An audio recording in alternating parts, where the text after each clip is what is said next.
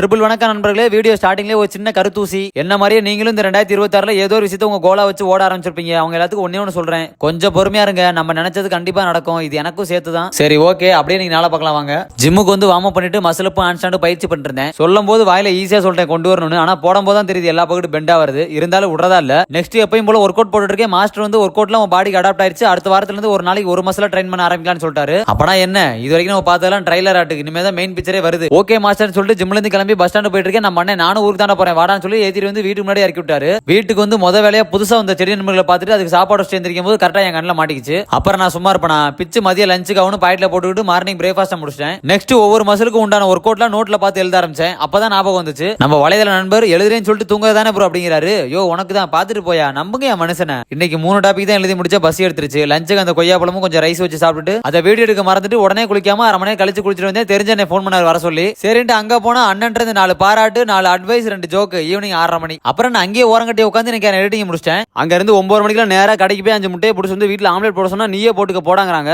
சரி நானும் போட்டேன். ஆனா எதிர்பார்த்தது ஆம்லெட்டுக்கு, கிடைச்சது முட்டை பொடி மாசு. வலிச்சு தட்டுல போட்டு ரைஸோட சேர்த்து சாப்பிட்டு தூங்க போறேன். நீங்க ஃபாலோ அண்ட் சப்ஸ்கிரைப் பண்ணிக்கங்க. நம்ம நாளைக்கு வீடியோ பார்க்கலாம். பாய்.